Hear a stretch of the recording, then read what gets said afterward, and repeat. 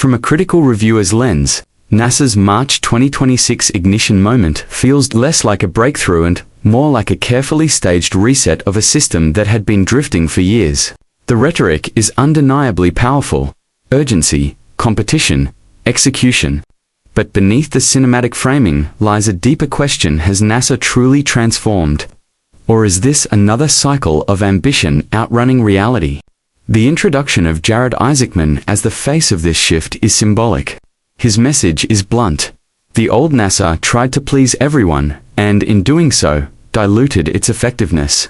That criticism isn't new, but hearing it from within the institution signals an internal reckoning. Still, acknowledging inefficiency is the easy part. Restructuring a bureaucratic giant with decades of inertia is something else entirely. The most striking element of this new direction is the explicit framing of a geopolitical contest, particularly with China. This is no longer about exploration for its own sake. It's about permanence, dominance, and strategic positioning. NASA is no longer selling a dream. It's selling urgency. And while that may unlock funding and political will, it also risks turning scientific exploration into a race dictated by optics rather than sustainability. Then comes the overhaul of the Artemis program, arguably the most overdue correction. Turning Artemis 3 into a low Earth orbit rehearsal instead of a rushed lunar landing is, on paper, a rational decision. The previous plan, jumping from a test flight to a full landing using unproven systems, wasn't ambitious. It was borderline unrealistic. This adjustment suggests NASA is finally prioritizing survivability over spectacle. Yet, it also quietly admits that years of planning were fundamentally flawed.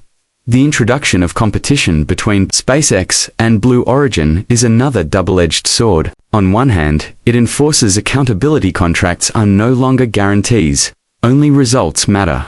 On the other, it injects uncertainty into an already fragile timeline.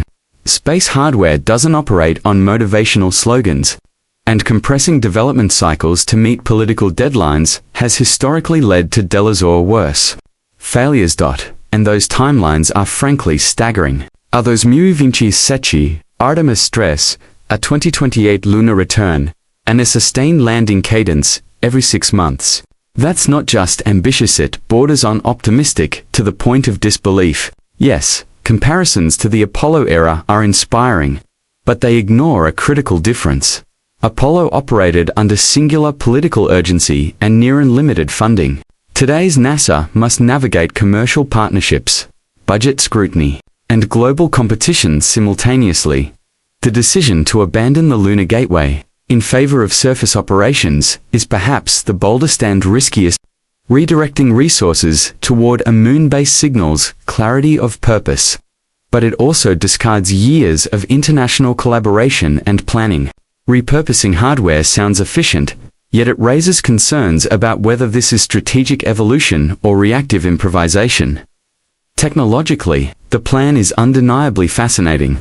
Nuclear power systems, autonomous excavation, resource extraction, and even experimental rocket drones like Moonfall. These ideas push the boundaries of what's possible. But here's the uncomfortable truth: most of these technologies are still in experimental stages. Integrating them into a tightly scheduled, multi-phase plan assumes a level of reliability that space engineering rarely delivers on the first attempt. Even the highly anticipated VIP, a rover tasked with mapping lunar ice, faced delays before. Its success is critical, yet it's being folded into a timeline that leaves little room for setbacks. That's a recurring theme in this entire blueprint: everything works, or everything slips. The three-phase construction of a lunar base, capped at $20 billion, is perhaps the most ambitious promise of all. History suggests that large-scale space infrastructure projects rarely stay within budget or schedule. The International Space Station took decades and international cooperation to complete. Expecting a fully functional lunar base within a decade under competitive pressure feels less like planning and more like a calculated gamble. And yet, despite all the skepticism, there is something undeniably compelling here. For the first time in years, NASA isn't just outlining a vision, it's committing to a tempo. Frequent missions, live-streamed exploration, public engagement, this is as much about narrative as it is about science. Inspiring the next generation is framed as the ultimate goal, and in that sense, the strategy might succeed even if timelines slip. But inspiration built on overpromising can backfire. If deadlines are miscast, they often are. In spaceflight, the narrative quickly shifts from bold comeback to familiar disappointment. In the end, this new NASA appears to be less a reinvention and more a high-stakes course correction. It's sharper, more competitive, and undeniably more urgent. But it is also walking a tightrope between ambition and credibility. The real test isn't whether NASA can announce a vision that sounds revolutionary. It's whether this time they can actually deliver.